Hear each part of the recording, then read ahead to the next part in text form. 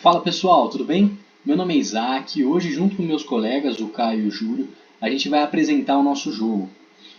Aqui eu vou apresentar a parte conceitual do que era para ele ser, tá? Que foi o parâmetro que a gente seguiu para conseguir fazer ele. Então, primeiro a gente criou a ideia do jogo, que seria um RPG, né? E a gente tinha que ter 3 classes únicas.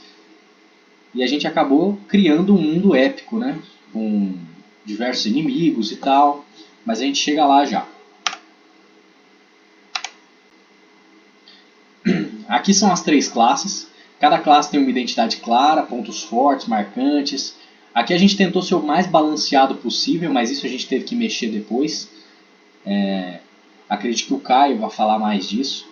Mas a ideia era o guerreiro, que tivesse uma alta defesa e um ataque considerável para ir na linha de frente, né? É o cara que sustenta o grupo. O mago, que seria um dano baseado em buffs e baixa defesa, um poder devastador, mais vulnerável de perto. E o arqueiro, que seria um bom dano, uma precisão letal, mais frágil em combate direto. E a forma como a gente fez o arqueiro e os outros, né? E aqui são os inimigos principais. A gente tirou de inspirações que a gente tinha de outros jogos, tá? Então, aqui a gente tem o Orphan de Kos de Elden Ring, o Andrius de Genshin Impact, o Malus. Aqui a fotinha deles aqui, o mais parecido que eu consegui fazer. Mas eles são os inimigos principais. E aqui é a explicação de onde a gente chegou, né? A ideia sempre foi parar por aqui por enquanto, até a gente conseguir chegar em outra etapa. Mas aqui a gente já está bem contente de ter conseguido fazer. O jogo está em perfeito funcionamento, então a gente já tem as lógicas de classes e atributos implementadas. Tá? Então você já consegue fazer o seu personagem, escolher ele, escolher a classe. As lutas já estão bem balanceadas. A gente já tem o sistema de buffs e danos implementados. E o próximo passo, né, o possível próximo passo, a ideia de chegar lá, seria fazer uma arte conceitual e conseguir colocar os gráficos mais para frente. Mas esse é o estado atual. Muito obrigado, viu, gente? Tchau, tchau. Fala pessoal, tudo bem? Quem fala é o Caio. Estou apresentando aqui o trabalho com meus amigos Júlio e Isaac. Vou falar um pouquinho para vocês como funciona a parte do código do nosso jogo. Vou começar aqui pelos personagens, que nós temos a superclasse mãe, cujo nome é a personagem, onde temos todos os atributos dela: nome, ataque, defesa e HP, todos privados, com o nosso construtor padrão e os nossos métodos padrões também, que serão subscritos nas subclasses. Também temos exibir ficha, que é para exibir os atributos de cada personagem, e os getters e setters para mudar ou saber, né, se necessário. E a verificação para quando um personagem morrer, ele não ficar com a vida negativa. Então, toda vez que chegar a 0, ele morre, acabou. Vamos lá. Aqui temos a classe arqueiro.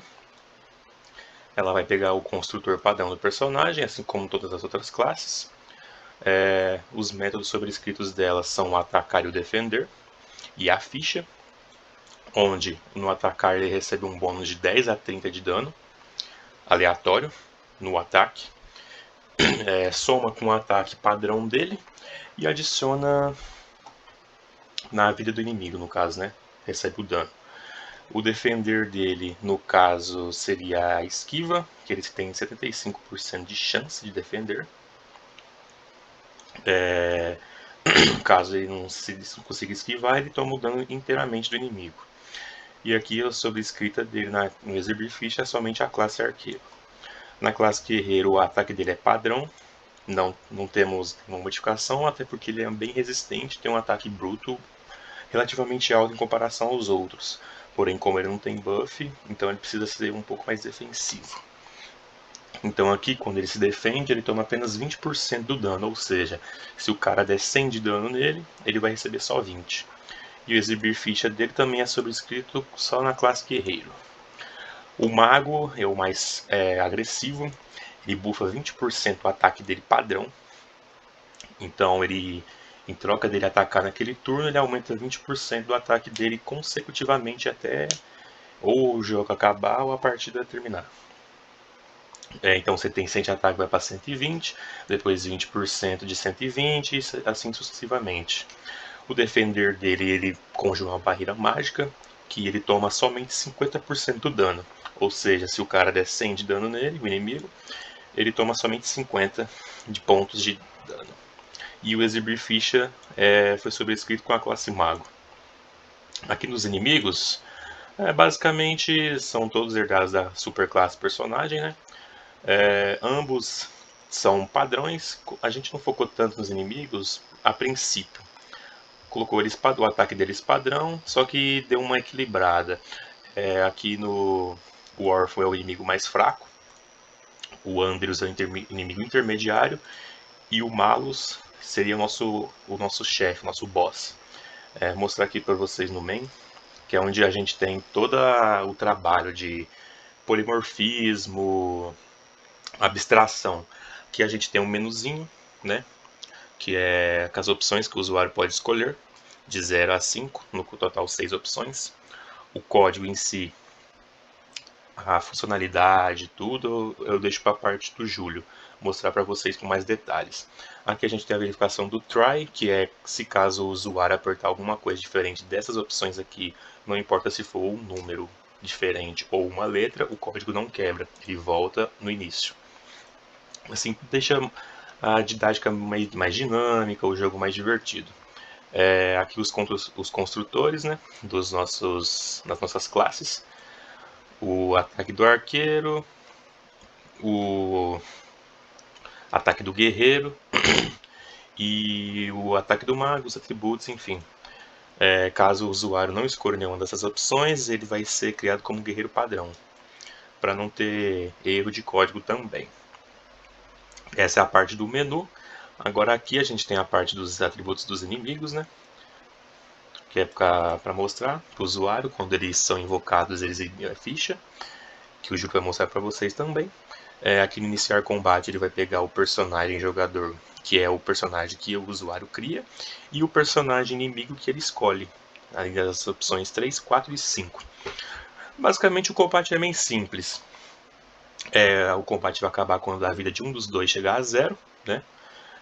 O personagem padrão nosso, o usuário, ele pode atacar e defender, e no caso do mago tem um buffzinho que ele escolhe quando usar.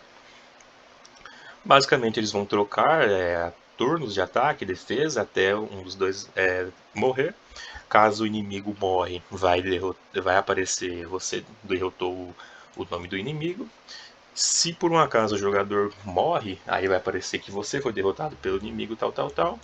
Vai dar um game over pro nome do jogador, que é o nome que escolhe quando cria o personagem. Após isso, ele reseta o buff do mago, né? Quando a pessoa escolheu o mago, porque senão dá um efeito snowball, né? Porque, por exemplo, se o mago apertar 10 vezes o buff de ataque e ele morrer, ele vai continuar com os buffs. Então isso é uma forma de balancear o jogo. Aí após o combate, o jogador vai ter a vida totalmente restaurada, independente se ele estiver vivo ou morto.